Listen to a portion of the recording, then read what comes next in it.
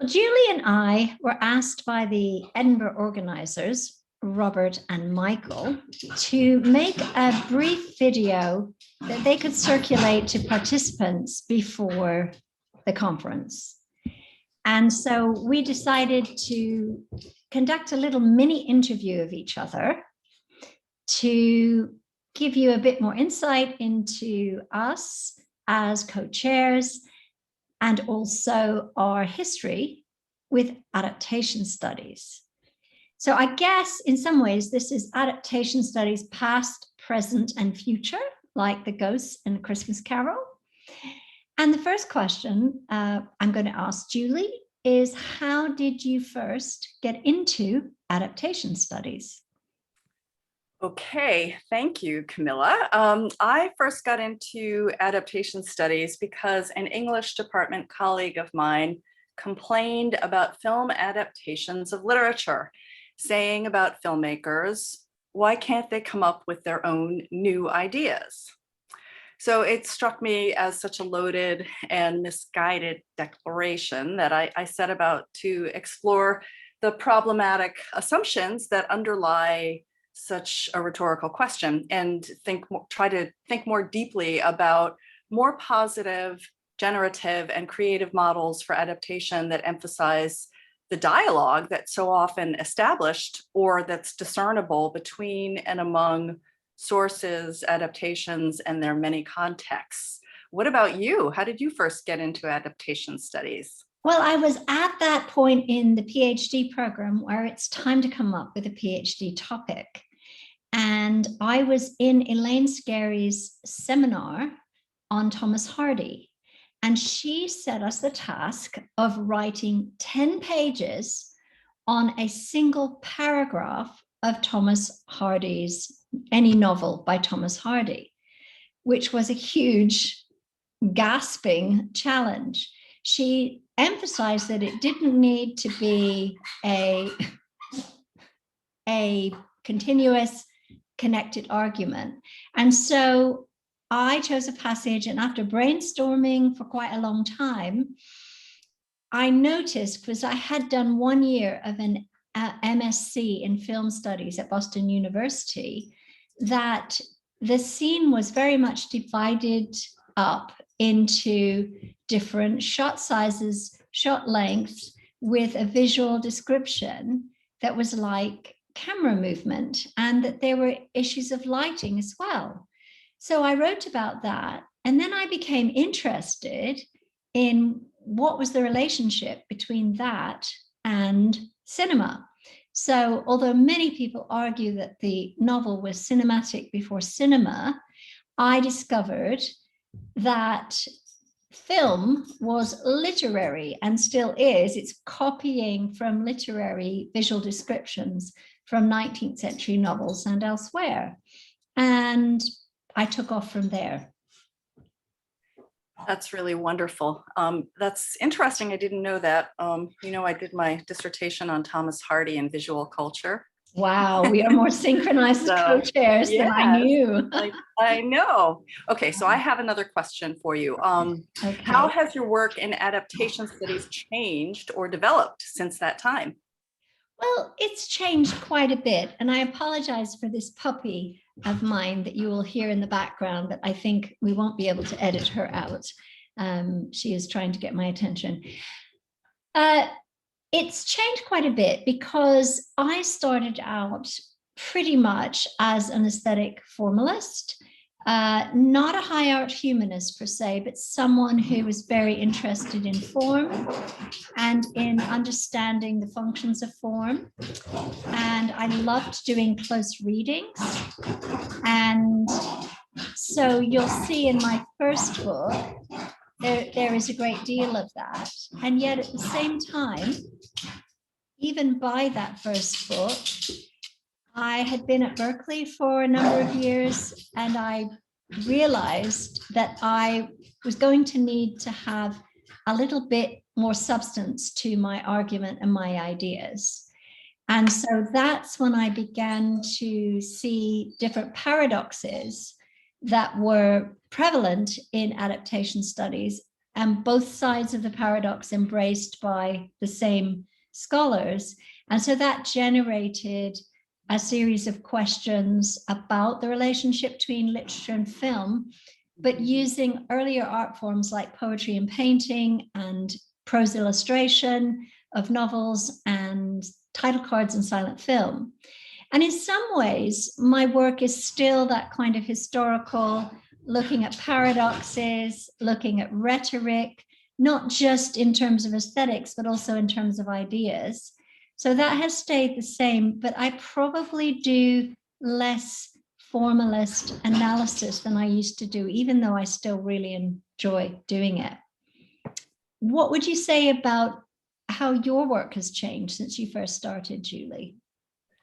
So I guess I would say my work has developed in the sense that I feel myself a bit of a missionary regarding some important tenets of contemporary adaptation studies that ignore old style hierarchies between sources and adaptations, and that explore multiple contexts, that inform how and why texts continue and transform over time. And, I would add that as global events have emphasized the psychosocial need for resilience and adaptability, I guess I feel like this field carries with it a set of values that are important within, though also beyond, the academy. Yeah, I mean, that's really important. And I think, I know that both of us have been really affected in our work by the constantly new and adapting scholarship and approaches to adaptation, and that you've been a champion of publishing adaptation studies in Palgrave, that wonderful series in adaptation. And I think, yes, we've both very much been part of a community of scholars and responding and adapting to everybody else. And that's been a wonderful part of you and I working together, but also more broadly, the Association of Adaptation Studies that was founded by Deborah and Imelda, Ian Hunter, and has had so many wonderful scholars deeply involved in it. I agree with that. I can't say enough about this wonderful community of adaptation scholars, and have loved working with you. Yes.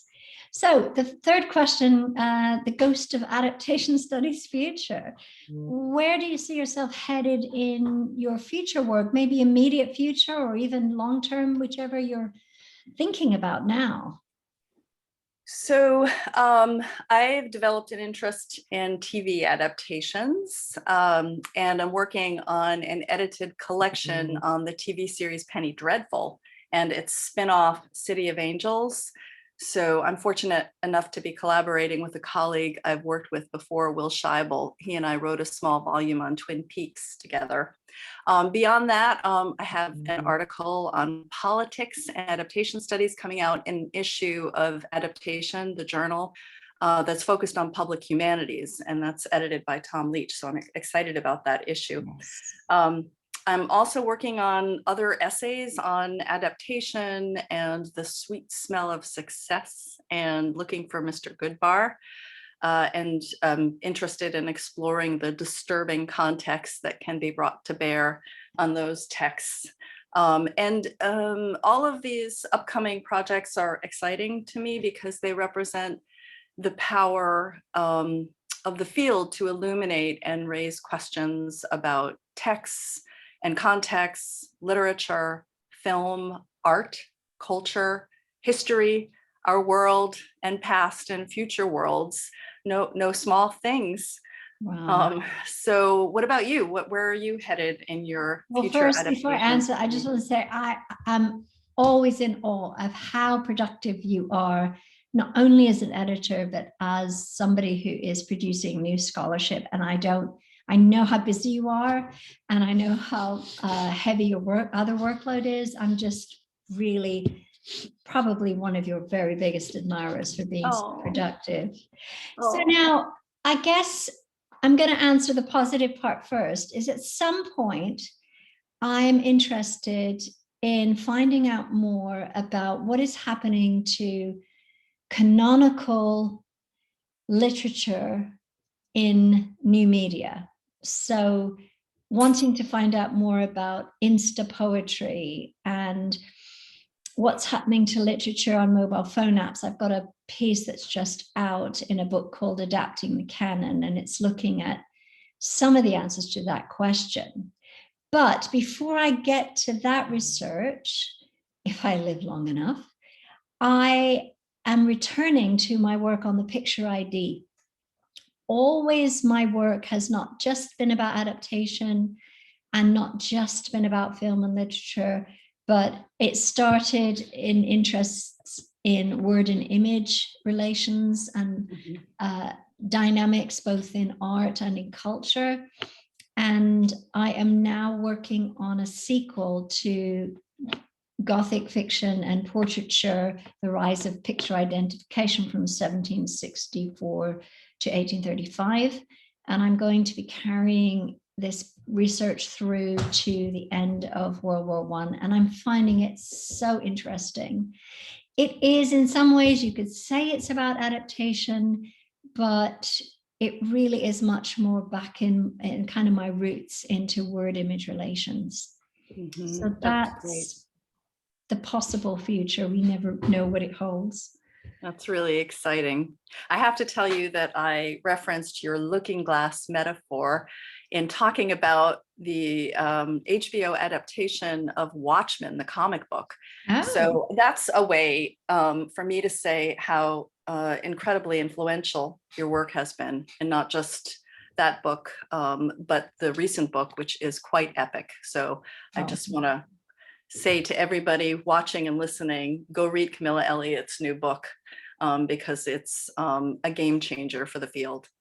Oh, thank you so much. It's wonderful working with you. It's a mutual admiration society. That's right.